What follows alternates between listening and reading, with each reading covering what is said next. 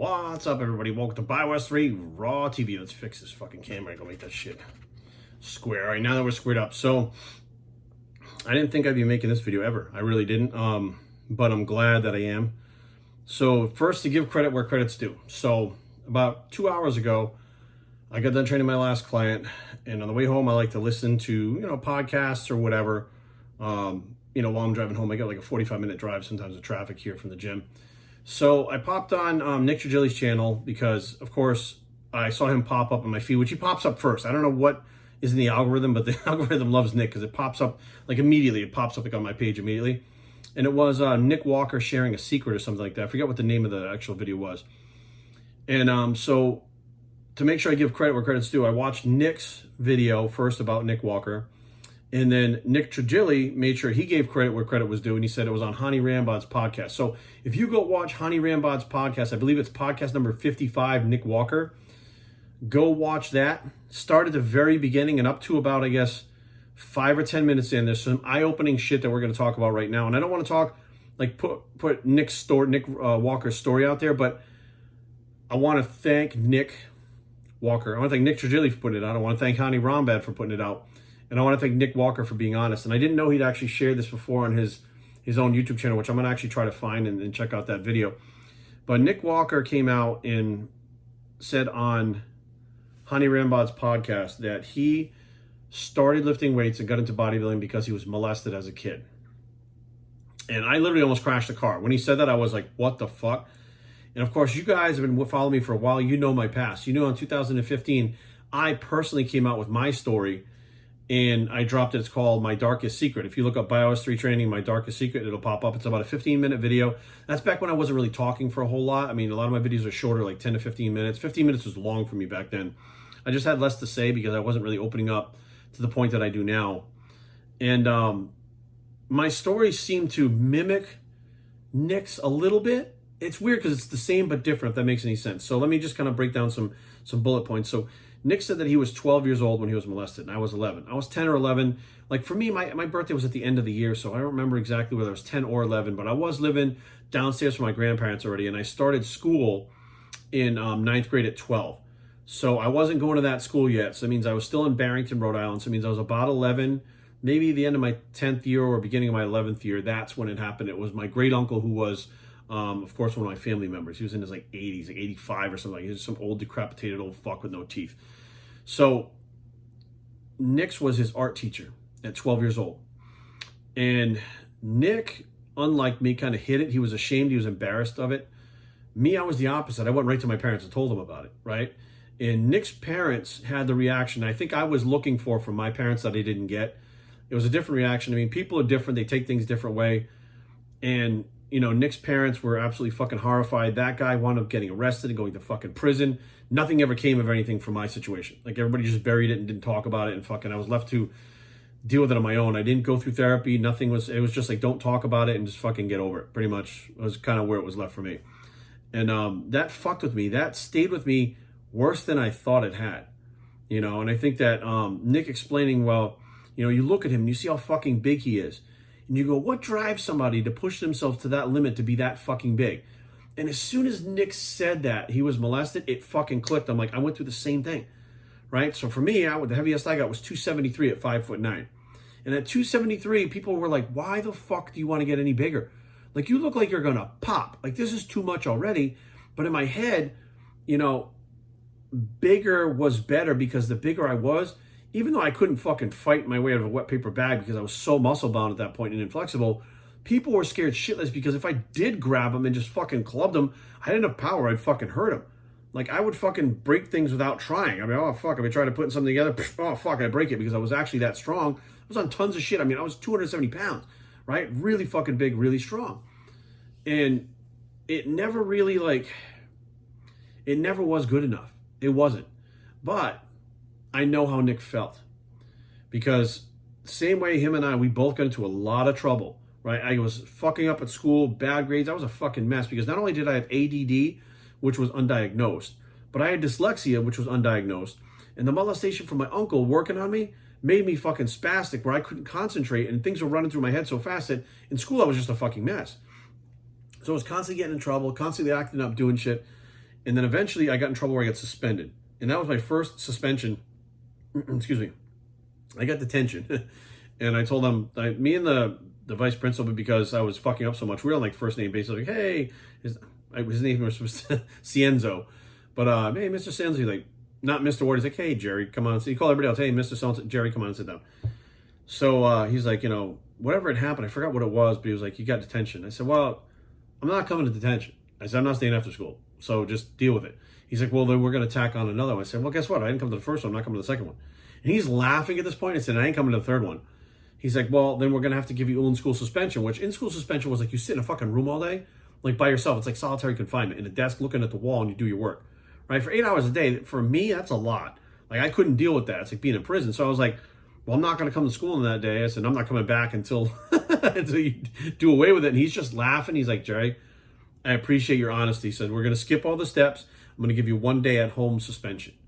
I was like, cool. So I go home. I tell my parents what happened. I was goofing. My parents are always just like, what the fuck? But they were busy with my brother who had his own issues that really did take up a lot of my parents' time at that point. And I really wasn't too happy with my parents. I wasn't too keen with my parents. I didn't really like being around them. I wanted to separate myself from my parents as much as possible because I felt like they didn't protect me. I felt completely unprotected. I felt like they didn't give a fuck, right? And they were spending so much time dealing with my brother that I'm like, they must love him way more because look what they're doing for him. And for me, they're letting me fail at school. They're fucking letting me get molested. They don't give a fuck about me. So I just I distance myself from them. Like, I don't want to be around them. I don't want to fucking hang with them. I don't want to talk to them. So then I got suspended. Big fucking deal. What are you going to do about it? And they were just like, fuck. So the next day, my cousin showed up at my house, my cousin Christopher, and I don't know why he was out of school because he should have been in school. And he's like, all right, you're not going to fucking lay. I figured I'll sleep. I'll eat some Hot Pockets for lunch. I'll fuck around all day. And he's like, get your ass up. We're going fucking downstairs and we're going to lift weights. In my basement, his weight set, my uncle's weight set, they'd all left them there when they moved out. So it's a long story. My uncle and aunt and cousins lived there before we did. And my grandfather owned the house. So family members had pretty much only lived in that bottom apartment in the house. It was 3 apartments. He owned an apartment complex. And so I went down there with him and I did a couple sets. And my arms just pumped up. Like, my arms are the first thing to pop up. I've always had decent arms. Like, even now, like, I mean, I train them. I don't train them hard or anything. And my arms still stay fairly developed, very symmetrical. I get a good pump in them. And I felt finally, for the first time in my life, at like 14 years old, strong. Even though I was curling like 15 pounds. I felt strong. I felt powerful. I knew that if I kept doing this, I would get stronger and more powerful. And I'm like, I don't need my parents to defend me. I don't need anybody to watch out for me. If I get big and strong enough, nobody can fuck with me, right? Because my cousin was bigger and he was stronger and nobody fucked with him. So I was like, okay, this is probably the ticket.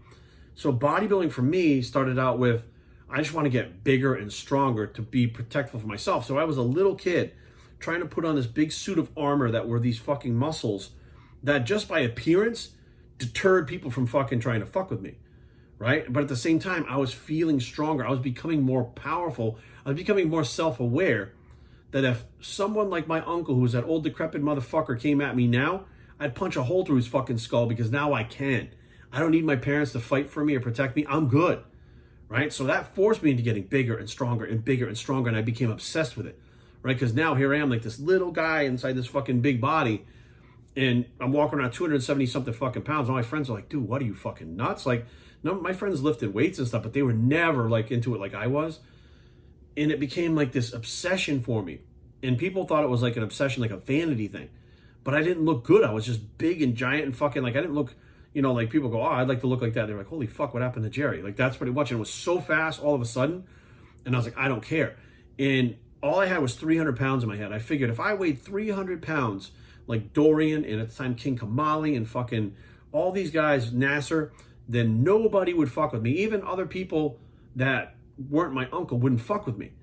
And then what happened was, along with that size, like Nick, this is the part that's like Nick too, drinking, drugs, trying to forget, trying to build. So I'm doing everything I can to try to heal that little kid inside of me, right? That's what it was all about. And I get to the point where I am now seeking employment where it allows me to be violent. Like, I had this violent rage, and I realized that I come from a family that does have violence in it, right? My family does have violent individuals in it. It's how they're fucking born and bred. It's things that have happened to them. I don't know. But there are people in my family that are fucking violent. And I was one of them. And I don't think I was like that before. As a kid, I was real easygoing. I was happy. I was like running around outside playing. And after the molestation, everything was dark, right? It was like, oh, there's a butterfly, but what's coming next? You know what I mean? I'm walking down the road. Today's a really good day, but who's lurking in the bushes? Like, there was always this fucking ominous, like, black cloud following me all the fucking time that only I knew about. My friends didn't know about it. My parents didn't know about it. It was just me dragging that thing around. And I was like, I'm going to make everything fucking for me to be able to keep that away from me. I'm going to get away from this dark cloud someday, but I'm going to be big. I'm going to be strong. I'm going to use drugs to get rid of it. I'm going to fucking drink to get rid of it. I'm going to be violent as fuck, where people are like, he's not just big, but he wants to beat the fuck out of everybody. Let's just leave him alone. So I wound up working at my first bar called the Keg Room with my cousin Christopher. He got me jobs all over the place, but pretty much my first job I was working was with him too. And it was because I was big. You know, Chris was like, dude, you're fucking big. Don't work at a gas station, which is where I was working. He's like, come work with me. You make good money. You meet girls. You can get fucking free beer afterwards. It's all good. And once I got there and realized, dude, I can beat the fuck out of people. Like, I can really fuck some people up and not get in trouble. Like, I could take out that anger, that energy, that frustration, that anxiety, that depression. I could take it out on somebody that night, just fucking banging on these fucking people. And I would walk away and be like, hey, they got into a fight and I was trying to fucking get him off this guy and he fucking came at me and, you know, it is what it is. And the cops are like, okay, you know, because they just, you know, that's how it is. People get drunk in the bar and you'd fight them. So when I walked through this lifetime of violence that led me to working at all these different clubs. You know, I worked at clubs in downtown Providence and got wrapped up. And I've never even really talked about this, but I don't even know how much I could really say about it. But let's just say the people that I got involved with after the Keg Room and the next club were really intense individuals. Okay, I'm going to leave you guys open to your own interpretation of that. But everybody knows the stigma about people that are involved with illegal things. And I'm not talking about thieves. I'm talking about, you know, organized things that are illegal organization of things that are not right. You guys can go where I'm going with this. And I got involved with those people in two separate groups of those people working at this one club and was really entrenched in some hardcore mega fucking shit. I'm telling you right now, I have seen things that would make you shit yourself and pass out like that.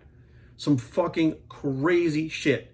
So not only was I violent, was I fucking big, but I was involved in illegal activities. I was involved with people that were fucking brutal people and seeing things which desensitized me to seeing that type of violence, which made me more of a violent individual because that's what was normal, right? This is all by the age of like 23. And I'm at these clubs and I'm moving from one club. I go to another club. That club was fucking insane. I go to another one of these clubs, which is another one of these run by people that are very organized at one of these other clubs. And I just see the same shit. It was one thing after another. But to be able to be in that mindset, remember, I'm still fueled by the molestation. I'm still fueled by the fact that I don't feel good enough for people. I feel like a piece of shit. I'm not worth anything. So therefore, I'm gigantic at this point. I'm super strong. And the people that are involved in these organizations, they like that. They like somebody that is violent. They like somebody that's big. They like somebody that's intimidating. They can send fucking me after anybody. Before I even fucking get there, like, oh, fuck, that guy's coming. Right? So that's where it went. And that was my life until about 24, 25 years old.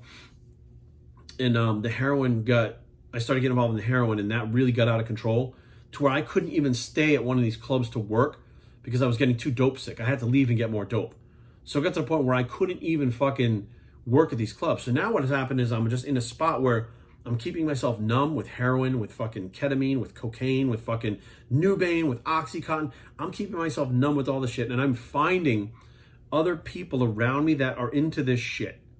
Right? So now I'm in this fucking cesspool of drugs, violence, some of the scariest, craziest shit. Like, I'll be honest with you guys, I saw a man's face cut off right in front of me. I'm talking about fucking 2 feet from me. I watched him get his fucking face cut off. When the ambulance fucking got to the club, they walked in and we'd actually taken the individual that cut his face off. I knew who he was, a friend of mine. I grabbed him, another guy grabbed him. I grabbed him low, he grabbed him high. And we ran him out the side door and fucking threw him out. This dude is literally laying on the fucking bar, bleeding all over the bar. The hospital's about 2 blocks away. The police and the ambulance get there. This guy almost died of blood loss. It was like fucking 2 minutes away. He almost died. And their friends were like, that guy pointing at me, he took him and he's his friend. He got him out of here. I was like, look, I said, this motherfucker was going to kill him and kill you. I saved both your fucking lives by getting him out of here. So shut the fuck up.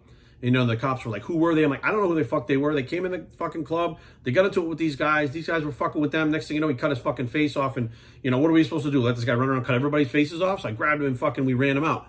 Once we got him out, he let go and fucking took off. I don't know. Now, granted, that was a lie. I knew who he was and I knew who he was involved with and what group he was with when he was there. And I'll never forget it was like, it's just Tuesday night. Like those people cutting faces off, just Tuesday night. Not a big deal. I mean, they're like the super most respectable, honorable guys and they'll be good to you. When you cross them, you're fucked. I mean, that's all there is to it. That's where I was. I literally went from being this little innocent kid playing with G.I. Joe and fucking Transformers and really being into the guitar and playing in bands and shit to being this fucking big, strong, fucked up asshole that was involved with people that were using me as an instrument for violence for a good period of my life. And it all stopped once I started getting too wrapped up in heroin. So maybe the heroin was actually a blessing in disguise to where I couldn't be involved in this anymore and I had to step away from it. And, you know, they knew that I was fucked up and they couldn't take that chance of me being that fucked up around there because I could screw up and someone could get hurt that's not us, or I could get in trouble or get arrested and wind up shooting my mouth off. So they're like, you know, fuck it, you're out. Like, okay, cool. They were cool with me walking away, which I didn't know that would be, that would make you okay either. But I had earned a lot of their respect throughout the years for being the type of guy that just doesn't take any shit. Right? I don't fucking lie. I don't make shit up. That was another thing. Like one of these individuals who was very, very high up would always, you know, someone would question me and he'd be like, Jerry doesn't fucking lie. Like I know for a fact, I have asked him fucking questions and I knew the answers to and he's fucking told the truth. Like I know he's not going to bullshit you. And if he did, he's got a really good fucking reason. So there were people that I had earned their respect. And there was one instance I can't talk about, but there was one instance where someone came into the club and I had to say something because it was my job. And to find out later, this guy was like the head of an organization that was like, you cross him, you disappear. That's all there is to it. And I was like, oh, fuck. I'm like, I can't believe I said that. And, you know, he came back out again and was like, I said, look, I'm so sorry. I didn't know. And he said, hey, you doing your job? And he laughed and he kind of went like this on my chin. And I was like, was that the fucking kiss of death? Like, what the fuck is happening right now, right? And everything was okay, but I couldn't believe the instances that I got myself in. And it all traces back to making bad decisions because I was fucking molested as a kid. Because I went through that and it scarred the shit out of me. And I went through therapy. Not afterwards. Like Nick went to therapy and said he didn't like that. And he, you know, he said, well, talking to an older woman wasn't really fitting for him. Now I went to therapy to get off heroin and I had to have a counselor and go through therapy for that. And what they do is to get off the drugs, they have to figure out why you're taking the drugs. And that led to all signs going back to the molestation, as well as at that point, my cousin Christopher had died in a drunk driving accident. So you combine those two things together and I was so far off the rails, like they had to get to that root. And this guy's name was Peter Beihauer. He was an older guy, probably in the 70s or 80s, super old guy, was a former priest, which I never got to know the story because it was about me. It wasn't about him, which I never asked him. And I guarantee you, I mean, he's probably passed on long since. It's been 20 years since, 21 years this year that I've been clean. And he was the one that really dug into me and didn't take my bullshit. He didn't take my lies. He was fucking, I was sitting there going, I don't know. I was trying to protect myself. Because I don't want to relive and drudge up all those fucking feelings of being molested and my parents fucking not being there for me and fucking, I didn't want to live that all again. I was trying to forget that with the heroin and stuff. It was constantly in my head. So I know that Nick, Nick's a really young guy, but I'm 46 and I still battle this now. I still go over this now. I make videos about it. I talk to my wife about it. I talk to my friends about it. Like I put this out there to keep it out there to let people know, hey, I still struggle with this. When you have something like that happen to you as a kid, just like it did with Nick, his teacher, somebody who he trusted, somebody in authority, that fucks you up. You wonder who else out there that you're going to fucking all of a sudden be fucked with. They're going to fuck you up for life. You don't know what they're going to do, whether next time you're going to be fucking killed instead of molested. You don't know. And you live with that shit. And even when you have all the fucking answers, even when you know why you do everything and you feel like, okay, I got a grasp on this and I can live life and I can be successful and you don't let it go. It doesn't go away. You're fucking damaged for life. You never heal. You never get past it. You think you do until something triggers you like, oh, fuck. Like now we're seeing a lot of stuff like Disney is fucking having child trafficking and shit that's happening and stuff that I've talked about. We're seeing fucking all kinds of shit with kids. And I'm like, that stuff triggers me, right? We had 33 pedophiles arrested 3 blocks from my house. During quarantine, it was the, I forget what they called it. Here in Fairfax, look it up. Fairfax, Virginia pedophile ring. 33 of them were caught next to my house. We got little kids over here at the age that I was, 8, 9, 10, 11, playing out in the fucking yard and shit. 33 fucking predators live down the fucking street, right? So these kids could have been fucking scooped up anytime. Knowing that these fucking predators are out there scares the shit out of me because they look like everybody else, right? So now I'm sure Nick, there were times where he's like, I got this and I'm cool, right? But I guarantee there are fucking times where even Nick, as big as he is, as strong as he is, with all the fans, with all the, the people liking him and patting him on the shoulder and showing him love and showing him caring for him and stuff, I guarantee there are points in his life now still where he goes, fuck, that was still intense. There's still parts of you that you'll let it go and you'll forgive whatever happened, but you can't fucking forget. And it becomes part of who you are. It's not all of who you are, but it's a part of who you are. It's a brick in that wall of who you are. And that shit never fucking changes. I don't give a fuck who you are. Like Nick's putting on a very brave face right now, talking about, well, once I got past it. Nick, I know you're not fucking past it. I know you may have it on the back burner because you're concentrating on bodybuilding. That's got all your focus. I did that shit too. I went straight into fucking bodybuilding, wanted to be Mr. Olympia. I wanted to do all that shit. Push my body to the fucking limits, used all the fucking drugs, did all the alcohol, beat the fuck out of everybody, got wrapped up in all kinds of fucking crime. I did all of it. Eventually that day ends. And when you're done, that little Nick that's inside that big fucking muscle suit is still there, right? And it doesn't matter how long, it doesn't matter. Like you could have kids, your kids are like, hey dad, I had a great day in art class today, and you're gonna be like, art class? It's always gonna be there in your head, because when you're a kid, it's seared into your fucking brain so deep that as an adult, you can realize it wasn't my fault, this was a bad thing, this person was a predator, they're a scumbag, whatever the case may be, but it's there. And you're gonna worry about your kids, you're going to worry about your nephews and your nieces. You are going to fucking worry. I worry about kids I don't even know. There's kids running around my fucking neighborhood that I'm worried about. There's one little kid that lives upstairs from us, the condo upstairs. The kid's a super nice kid, but he's only like 8 or something like that. And I'm like, this kid fucking, somebody could hurt him, right? And he's like this little fucking timid kid. I'm like, he's fucking prey out there. And no kid should feel like they're fucking prey, right? No adult should be walking around being like, that kid is fucking prey out there. Because that means that fucking adult knows what can happen to that kid could happen to them. And if it's scarring them and it happens to him, it'll fuck him up for life. So there's a lot of shit that goes into this, and I feel like I really want to do something to bring more light to this. I want to do, podcasts or fucking, I don't know what I want to do, but if you guys figure it out, you let me know what to do, because I don't fucking know. But if there's if Nick Walker's willing to come up and talk about this, and I've been willing to come up and talk about this, and anybody else who's willing to come up and fucking put their shit, bare their soul on their fucking video, do it. Do not hold that shit back. It's not embarrassing. It doesn't fucking take power away from you. It empowers you. Okay, it empowers you, but it saves these other fucking people from going through it. It helps these little fucking kids. No matter what, you know what it's like to be that little unprotected fucking kid who's taken advantage from a predator, who was preyed upon. Why the fuck wouldn't you do anything? Like, why wouldn't you just sacrifice your time and tell people, say, look, this is what happened to me. Like, people are not going to judge you now like 20 years ago, right? People look at it now and go, oh my God, because they probably know someone or it's happened to them. But the more people like Nick Walker speak out, the more people are going to fucking understand this, and the less this shit can happen, because these predators, they hide in the fact that people don't talk about it. They're allowed to creep around out there and hunt wide out in the public, right out in the public, because nobody knows what's going on, because they don't talk about it, because it's too uncomfortable. It's not going to happen to them. Well, fuck that. It happened to me, it happened to Nick Walker, it happens to fucking a lot of people out there. And a lot of this shit can be avoided if fucking kids knew ahead of time. Now, it's hard because you want kids to be as carefree and as pure as possible, right? You only become a kid once. You're only a kid when you don't become a kid. You're only a kid once. And you don't want to scar them and say, hey, you got to watch out for bad people and stuff. But they have to be taught that if something like this is going down, get the fuck out of that situation. Get the fuck out of that situation. Tell your mother. Tell the police. Call the police immediately. Everybody's got cell phones now. 5 years old, you probably got a cell phone already. Get fucking somebody on top of this to make sure that if something happens to you like this, or if you think that something like this is going to happen, stop that shit as fast as you can. Get to the fucking root of it and get rid of it. That's the only way that we stop this, is by talking about it. And hopefully Nick, will do more of this, and I can't wait to see if more people come out and do this. But for me, I'm going to keep doing my thing and pushing the subject, and hopefully save some people in the end, and that's a goal. BioStraining@gmail.com. Leave comments down below, but don't fight. BioStraining.com is a blog. It's the let's get this moving bicep, and we are